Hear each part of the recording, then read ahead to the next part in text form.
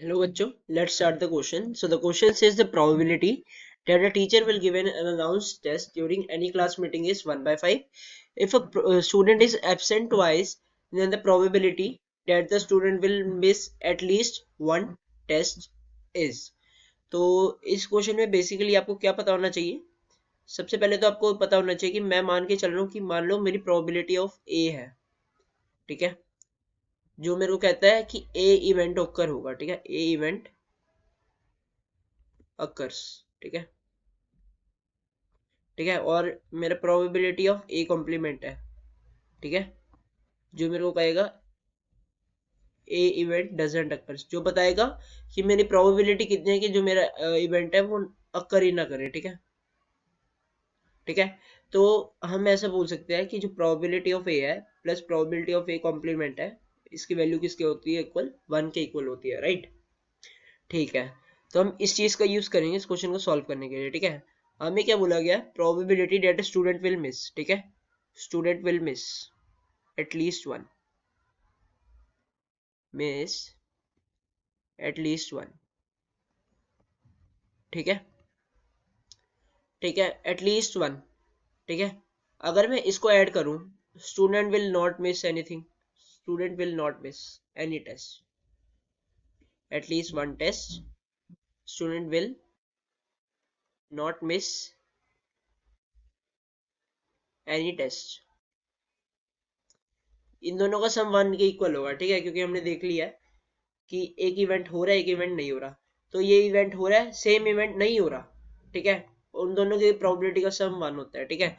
हमें बेसिकली इसको निकालना है, इसको मैं डिनोट करता हूँ प्रोबेबिलिटी ऑफ ई, इसको भी डिनोट करता हूँ प्रोबेबिलिटी ऑफ ई डैश, ठीक है।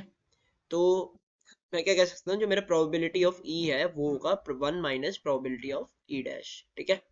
तो अगर मेरे को प्रोबेबिलिटी ऑफ ई डैश पता लग जाए तो मेरे को प्रोबेबिलिटी ऑफ ई पता चल जाएगा। तो चलो ठीक है, प्रोबेबिलिटी ऑफ ई डैश निकालते हैं। प्रोबेबिलिटी ऑफ ई डैश क्या है हमारा? प्रोबेबिलिटी ऑफ ई डैश है स्टूडेंट मिस ही नहीं करेगा एनी टेस्ट, ठीक है।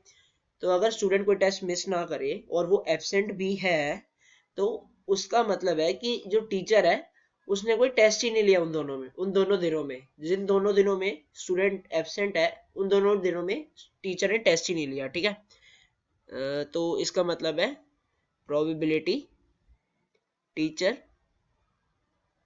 Didn't take test on both days, ठीक है, ठीक है। तो चलो निकालते हैं, दोनों दिन टेस्ट नहीं लिया, पहले दिन की प्रोबेबिलिटी, अगर टीचर टेस्ट ले रहा है तो उसकी प्रोबेबिलिटी 1/5 बोली गई है, ठीक है, और अगर टेस्ट नहीं ले रहा तो उसकी प्रोबेबिलिटी 1 माइनस 1/5 होगी, क्योंकि probability of event occur plus probability of event doesn't occur, इन दोनों की प्रोबेबिलिटी 1 है, तो उसकी प्रोबेबिलिटी होगी 1 minus 1/5 which is equal to 4/5, ठीक है, कि टीचर टेस्ट नहीं लेगा, ठीक है, teacher doesn't take test, probability teacher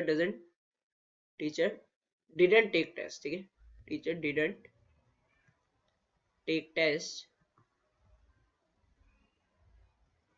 उसकी वो होगी 1 माइनस 1/5 विच इज 4/5, ठीक है। तो पहले दिन मान लो कि नहीं हुआ, ठीक है, तो उसका टेस्ट मिस नहीं होगा बच्चे का। तो दूसरी बार में भी अगर मैं 4/5 करूंगा तो दूसरे दिन भी उसका मिस नहीं होगा, तो इन दोनों को मल्टीप्लाई करके 16/25 आएगा। तो प्रोबेबिलिटी ऑफ जो मेरा ई डैश है वो आया मेरा 16/25, right.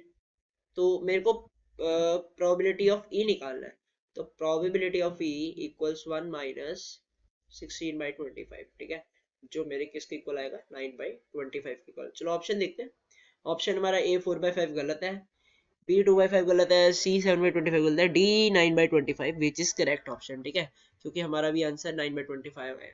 So I hope you guys understand, best of luck, thank you.